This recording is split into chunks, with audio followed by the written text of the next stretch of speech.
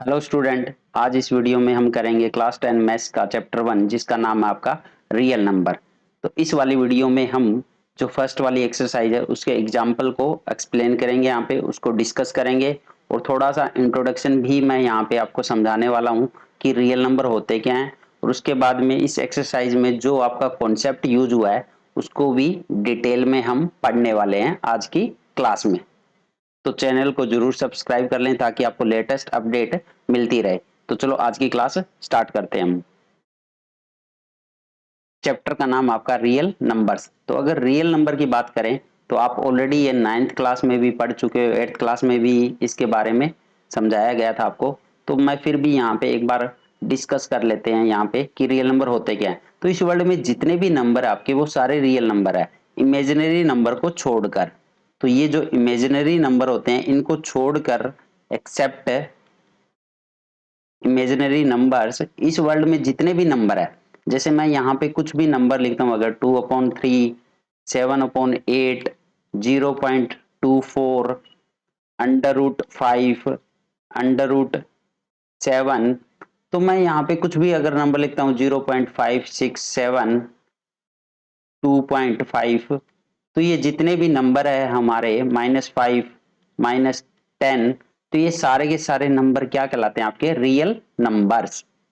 जब imaginary number को छोड़ना है, इमेजिनरी कौन से है जहां पे अंडर रूट में -1 इस तरह से होता है जो, तो ये नंबर हमारे रियल नंबर नहीं होते हैं, ये कहलाते हैं आपके इमेजिनरी नंबर। तो इनको छोड़कर जो बाकी नंबर बच गए, इस वर्ल्ड में जितने भी नंबर बच गए वो सारे के सारे रियल नंबर्स कहलाते हैं आपके। तो इसका जो पहला टॉपिक आपका उसका नाम है फंडामेंटल थ्योरम ऑफ अरिथमेटिक। तो ये जो थ्योरम है ये क्या कहती है हमें, ये कहती है कि every composite number can be written as product of powers of primes. तो इसका मतलब क्या है कि जितने भी कंपोजिट नंबर है वो हम लिख सकते हैं as a product of power of prime numbers. तो इस थ्योरम को समझने से पहले हम थोड़ा सा प्राइम नंबर क्या होते हैं इसके बारे में देख लेते हैं यहाँ पे, और कंपोजिट नंबर क्या होते हैं, फिर हम इस थ्योरम पे आएंगे।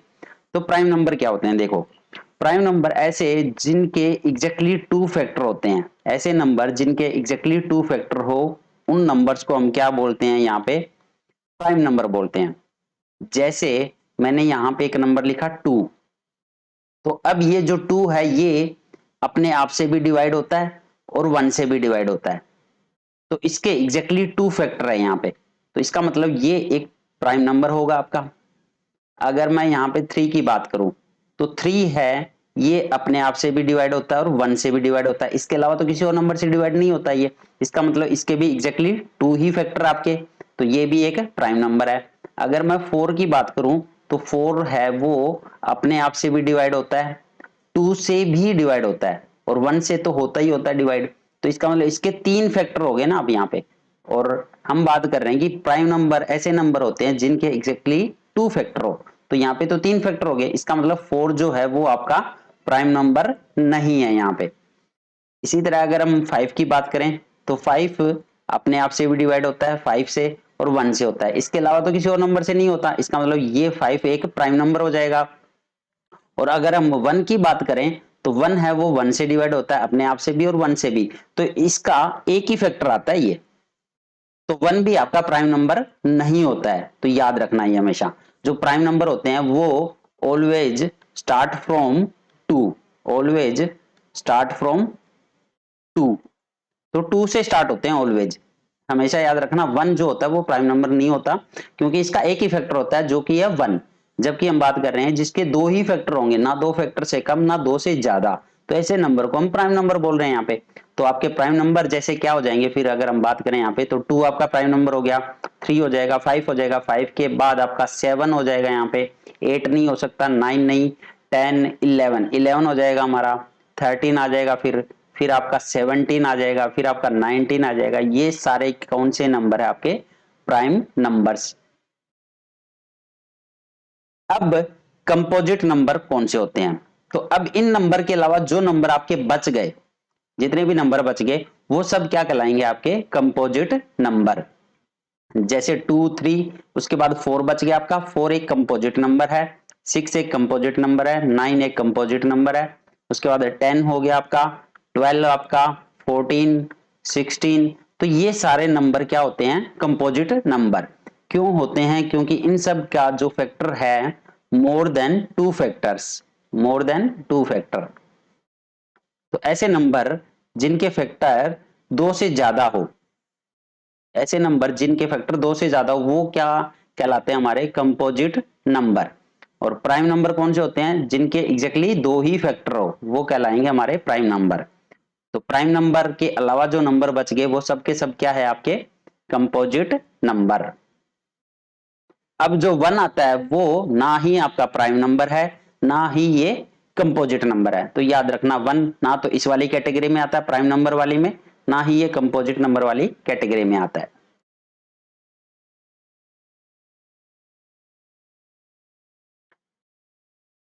चलो अब इस थ्योरम को देखते हैं हम।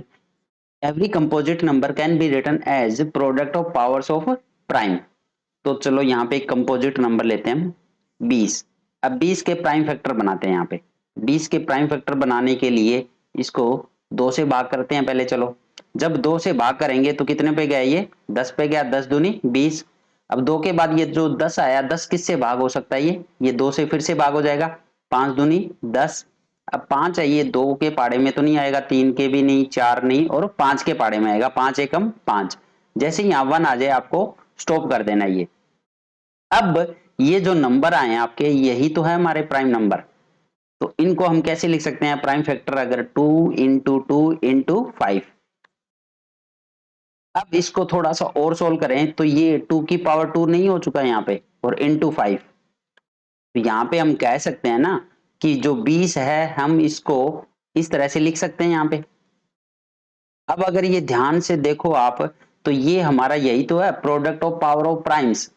तो यहाँ पे ये दोनों क्या है, प्राइम नंबर्स है हमारे, क्योंकि हमने प्राइम फैक्टर ही तो निकाले हैं। तो ये आपके प्राइम नंबर्स हो गए और इनका प्रोडक्ट भी है।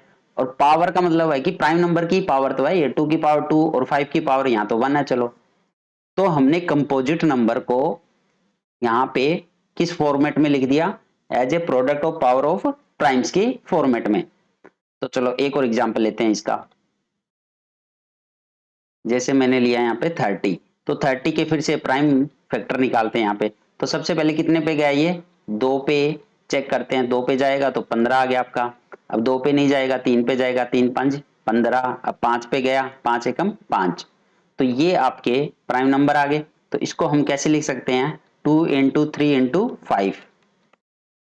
अब यहाँ पे सबकी पावर 1 है, बट ये सब के सब क्या है, प्राइम नंबर ही तो है ये सब के सब हमारे क्या है, प्राइम नंबर्स। तो इसका मतलब हम एवरी कंपोजिट नंबर को लिख सकते हैं as a product of powers of primes. तो यहाँ पे ये भी आपका सही होता है। तो यही है हमारा fundamental theorem of arithmetic. Example number 1, consider the number 4 की power n where n is a natural number. Check whether there is any value of n for which 4 की पावर n ends with 0. तो आपको check करना है कि 4 की power n कोई एक ऐसी वैल्यू n की जहां पे ये अगर हम सोल्व करेंगे तो एंड में 0 आ जाएगा इसके। तो चलो इसको चेक करते हैं हम। और चेक कैसे करेंगे, इसी अरिथमेटिक थ्योरम के बेस पे इसको हम प्रूफ करते हैं कि ऐसा होगा कि नहीं होगा। ठीक है, तो चलो अगर हम अज्यूम कर ले कि लेट 4 की पावर n एंड्स विद 4 की पावर n एंड्स विद 0। तो अब इसका मतलब क्या है, देखो तो इसका मतलब ये है कि जो 4 की पावर n है ये आपका मल्टीपल होगा, किसका मल्टीपल होगा, 5 का मल्टीपल होगा। ठीक है, तो हम इसको 5 के मल्टीपल की फॉर्मेट में लिख सकते हैं। ऐसा क्यों लिख सकते हैं, क्योंकि कोई भी नंबर जिसके लास्ट में अगर 0 आता है तो आप ध्यान से देखो वो नंबर ऑलवेज 5 से डिविजिबल मिलेगा आपका। तो ये जितने भी मैंने नंबर लिखे हैं ये सारे के सारे 5 से डिविजिबल होते हैं। चाहे आप कोई भी नंबर लिख दो, जिनके लास्ट में अगर 0 आ रहा है तो मतलब वो सारे के सारे नंबर 5 से डिवाइड होंगे। तो इसका मतलब ये सारे के सारे नंबर 5 के ही तो मल्टीपल है, तभी तो डिवाइड हो रहे हैं, तभी तो इसके एंड में 0 आ रहा है इसका मतलब। तो यही सेम लॉजिक हमने यहाँ पे अप्लाई कर दिया, हमने अज्यूम कर लिया यहाँ पे। ठीक है, ये अज्यूम करके चल रहे हैं हम कि चलो मान लिया 4 की पावर n जो है वो एंड्स विद 0 होगा किसी न किसी n की वैल्यू पे, हमें नहीं पता वो क्या वैल्यू है। तो इसका मतलब 4 की पावर n जो आएगा वो मल्टीपल ऑफ 5 आएगा। अब 4 की पावर n को मैं कैसे लिख सकता हूँ, और यहाँ पे 4 को लिख सकता हूँ 2 की पावर 2 का स्क्वायर, और इसकी power n is equal to k into 5। अब इसको मैं फर्दर कैसे लिख सकता हूं, 2 की पावर 2n, क्योंकि ये दोनों आपकी मल्टीप्लाई हो जाती है पावर, तो यहां पे आ गया आपका 5k। अब ये फाइनली हमारे सामने आ चुका है। अब इसको देखो, अब इसको हम कैसे लिख सकते हैं 2 की पावर 2n को, तो क्या मैं इसको ऐसे नहीं कह सकता कि जब इसको 2 को हमने मल्टीप्लाई कराया 2 इंटू 2 इंटू 2 इंटू 2, कहां तक 2n टाइम्स, इतनी बार जब इसको मल्टीप्लाई कराएंगे, ठीक है, तो ये सारा का सारा डिविजिबल होगा 5 से। तो पहले एक बार इसको चेक करते हैं, क्या इसको 2n टाइम्स मल्टीप्लाई कराने पे, 2 को 2n टाइम्स मल्टीप्लाई कराने पे 0 आएगा क्या? कभी सोच के देखो कि आप 2 को मल्टीप्लाई करा रहे हो, 2 को आप मल्टीप्लाई करा रहे हो यहाँ पे 2 इंटू 2 इंटू 2, तो क्या इसको मल्टीप्लाई कराने पे 2n टाइम्स लास्ट में 0 आएगा? सोच के देखो, 2 दूनी 4 दूनी 8 दूनी 16 दूनी 32 दूनी 64, तो कभी भी 2 की पावर में 0 कभी आएगा ही नहीं, एंड विद 0 होगा ही नहीं। 2 को चाहे कितनी बार मल्टीप्लाई कर लो आप, कभी भी ये प्रोडक्ट 0 होगा ही नहीं। तो इसका मतलब 2n टाइम्स अगर हम मल्टीप्लाई कर रहे हैं तो ये भी कभी 0 नहीं होगा, नेवर 0। तो इसका मतलब ये 5 से डिविजिबल तो नहीं होगा फिर, तो 5 से डिविजिबल कैसे होगा? तो इसका मतलब जो हमने अज्यूम किया था वो गलत अज्यूम किया है। हमने अज्यूम किया कि 4 की पावर n है वो एंड हो रहा है 0 से, जबकि ये 0 से एंड नहीं हो रहा। तो यही हमें चेक करना था यहाँ पे, और ये हमने प्रूव कर दिया यहाँ पे।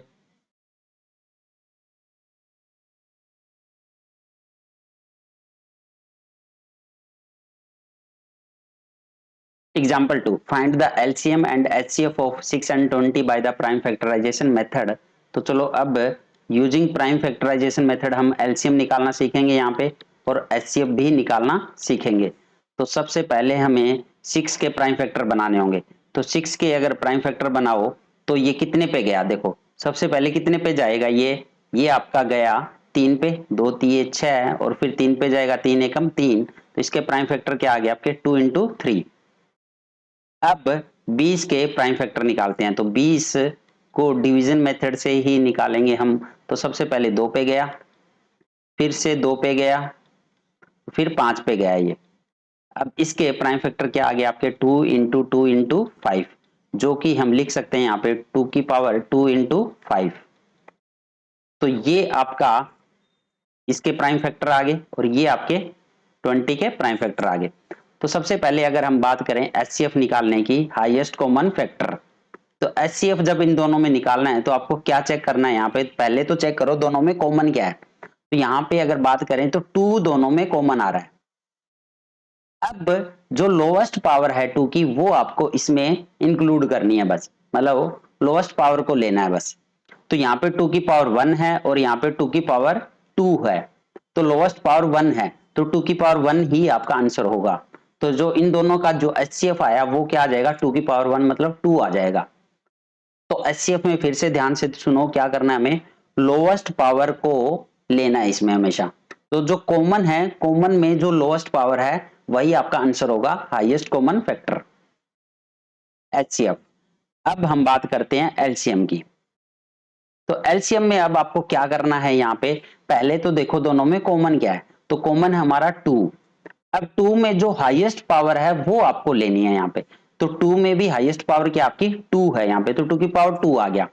अब इसके अलावा जो कॉमन नहीं है वो सारे नंबर इसमें इंक्लूड करने होंगे। जो 3 है वो भी कॉमन नहीं है, तो 3 आपको मल्टीप्लाई करना है। 5 है वो कॉमन नहीं है, तो 5 को भी मल्टीप्लाई करना है।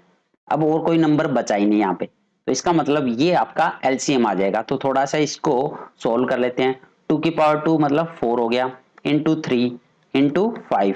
अब ये कितना आ गया, 4 3 12 5 60। तो यहाँ पे ये आपका आ चुका है एलसीएम, और यहाँ पे 2 आया आपका एचसीएफ। तो ये आंसर आ गए। तो लोवेस्ट कॉमन फैक्टर में क्या करना होता है, फिर से ध्यान से सुन लो, ये जो कॉमन होता है उसकी हाईएस्ट पावर आपको लेनी पड़ेगी यहाँ पे। उसके बाद जो नंबर कॉमन नहीं है उसको आप मल्टीप्लाई कराते रहो यहाँ पे, यही क्या निकल आएगा आपका एलसीएम निकल आएगा। और हाईएस्ट कॉमन फैक्टर में क्या करना है, मतलब कि एचसीएफ में क्या करना होता है, जो दोनों में कॉमन है उसकी लोएस्ट पावर लेनी है, बस कॉमन की लोएस्ट पावर, जो कॉमन नहीं है उसको लेना ही नहीं है। तो यहां से हमें क्या मिल जाएगा एचसीएफ।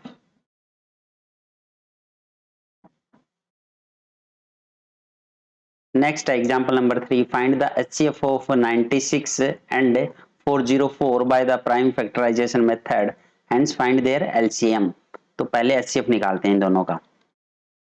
तो 96 का ये प्राइम फैक्टर करते हैं यहाँ पे। तो 96 कितने पे गया, ये 2 पे गया पहले, तो 2 चौके 8 और 2 आठे 16, 48 आ गया। अब 24, 24 दूनी 48, 12 दूनी 24, 2 छिक 12, 2 तिये 6, अब 3 पे जाएगा, 3 एकम 3।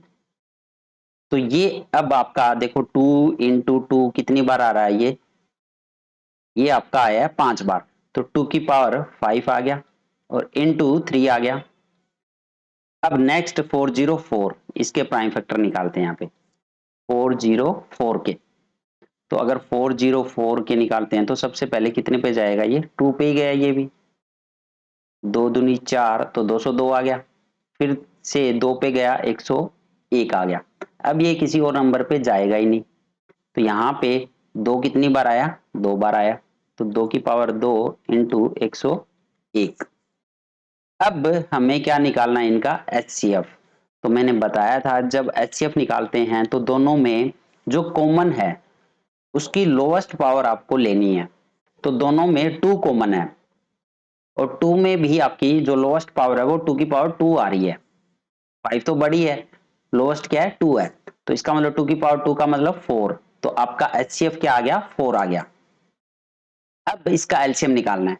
तो यहाँ पे एक और फॉर्मूला होता है आपका, LCM into HCF is equal to product of two numbers, product of two numbers. तो इस फॉर्मूला को यूज करके अब हम क्या निकालेंगे, इसका एलसीएम निकालेंगे। तो यहाँ पे एलसीएम निकालना है, तो एचसीएफ तो आपको पता है ना, यहाँ पे एचसीएफ हम निकाल चुके हैं 4। तो यहाँ पे अगर एलसीएम की बात करें तो एलसीएम इज इक्वल टू क्या आ जाएगा, प्रोडक्ट ऑफ टू नंबर। तो प्रोडक्ट ऑफ टू नंबर क्या है, आपके नंबर्स क्या है, वो आपके 96 है पहला नंबर और दूसरा नंबर क्या आपका 404 है।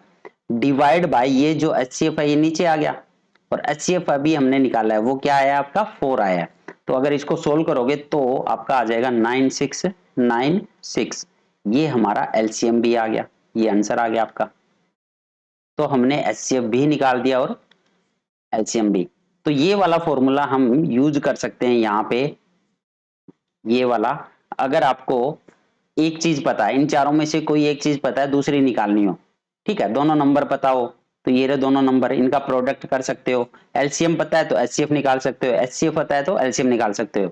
या हो सकता है दोनों का प्रोडक्ट दिया हो, ठीक है, तो प्रोडक्ट दिया हो और एक एचसीएफ दिया हो तो एलसीएम भी निकाल सकते हो। मतलब कि कोई भी एक वैल्यू अगर मिसिंग मिलती है आपको इन चारों में से, तो आपकी जो मिसिंग वैल्यू है वो इजिली फाइंड आउट हो सकती है इस वाले फॉर्मूला से। Next example number 4, find the HCF and LCM of 6, 72 and 120 using the prime factorization method।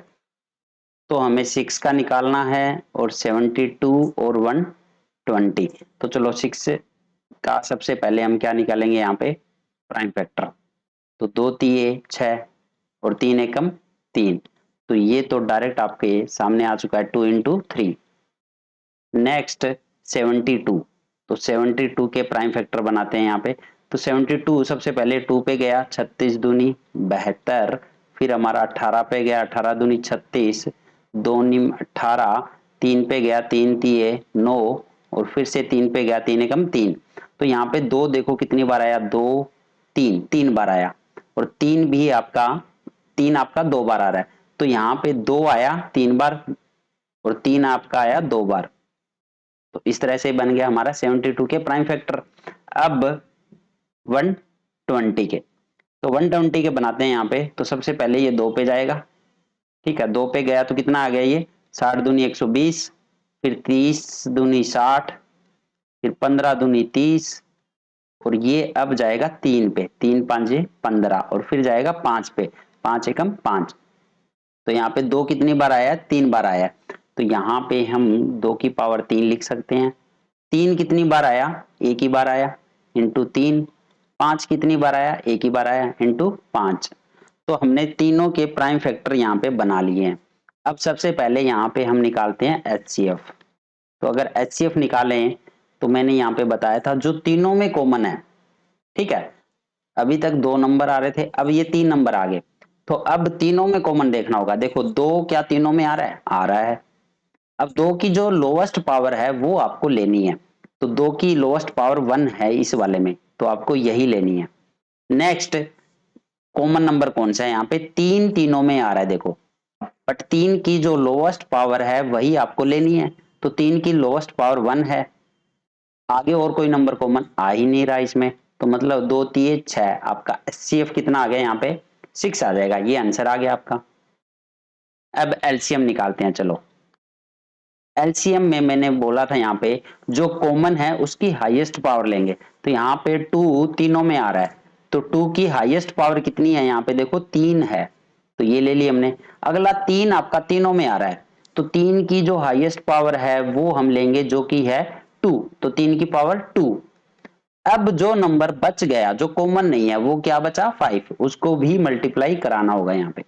तो इसको मल्टीप्लाई कराने पे देखो आंसर क्या आया, ये हमारा आ गया 8, ये हमारा आ जाएगा 3 3 9, ठीक है, 8 निम 72 और गुना 5, या इसको ऐसे गुना कर लो, 8 5 40, 40 को 9 से किया तो 360। तो ये हमारा एलसीएम आ जाएगा जो कि आंसर आ गया आपका। तो आपने एलसीएम भी निकाल दिया और एचसीएफ भी निकाल दिया, यही फाइंड आउट हमें करना था। तो अगर वीडियो आपको अच्छी लगी हो तो चैनल को जरूर सब्सक्राइब कर लें लेटेस्ट अपडेट के लिए।